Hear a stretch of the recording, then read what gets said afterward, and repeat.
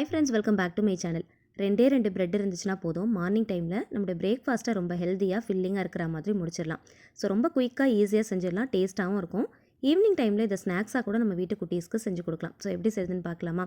பார்க்குறதுக்கு முன்னாடி சேனலை மறக்காமல் சப்ஸ்கிரைப் பண்ணி கூடவே இருக்கிற பெல் ஐக்கனையும் கிளிக் பண்ணிக்கோங்க. அப்போ தான் இந்த மாதிரி வீடியோஸ்லாம் போடும்போது உங்களுக்கு நோட்டிஃபிகேஷன் வரும், நீங்களும் மிஸ் பண்ணாமல் பார்க்கலாம்.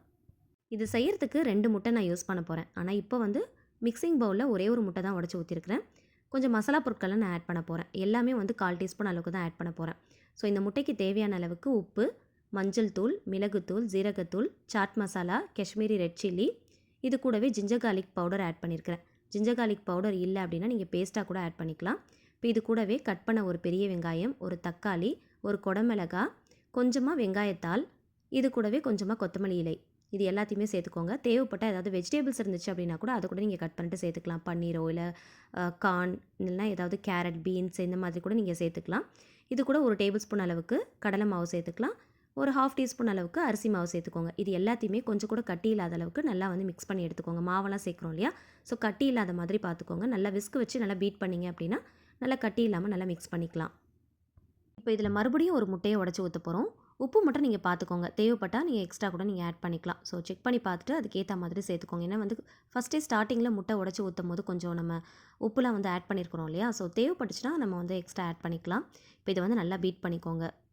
ஸோ இந்த மாதிரி பிரேக்ஃபாஸ்ட் செய்யும் போது ரொம்ப ஹெல்த்தியாக இருக்கும், அதே சமயத்தில் ரொம்ப ஃபில்லிங்காகவும் இருக்கும். ஈவினிங்கில் ஸ்நாக்ஸாக கூட நீங்கள் செஞ்சு கொடுக்கலாம். எனக்கு கொஞ்சம் காரம் பத்தலை, அதனால் நான் மிளகாத்தூள் மட்டும் கொஞ்சம் சேர்த்துருக்கிறேன். சேர்த்துட்டு நல்லா பீட் பண்ணி எடுத்துக்கலாம். இப்போது ஒரு பேன் ஹீட் பண்ணிக்கோங்க. இதில் கொஞ்சமாக பட்டர் ஆட் பண்ணியிருக்கிறேன். பட்டர் இல்லை அப்படின்னா நீங்கள் கீ கூட ஆட் பண்ணிக்கலாம். பட்டர், கீ இந்த மாதிரி செய்யும் போது டேஸ்ட்டாக இருக்கும். அப்படி இல்லை அப்படின்னா சாதாரணமாக ஆயில் கூட நம்ம யூஸ் பண்ணிக்கலாம். ஸோ இதை நல்லா ஸ்ப்ரெட் பண்ணி விட்டுக்கலாம். இப்போது ப்ரெட்டை ஃபஸ்ட்டு இதில் டோஸ்ட் பண்ணி எடுக்க போகிறோம்.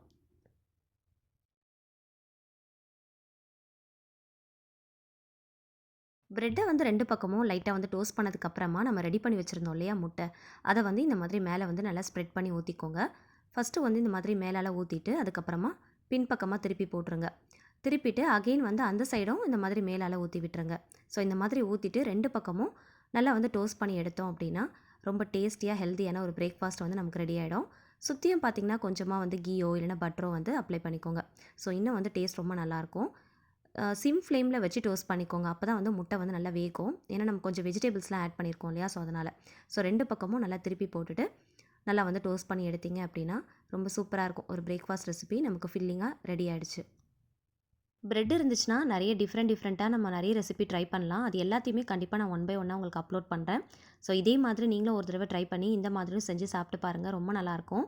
இது கூட டொமேட்டோ கெச்சப்போ மைனஸோ அப்படி இல்லைனா க்ரீன் சட்னி கூட வச்சு சர்வ் பண்ணலாம். அப்படி இல்லைனா எதுவுமே தேவையில்லைங்க, அப்படியே கூட சாப்பிட்லாம், ரொம்ப நல்லாயிருக்கும்.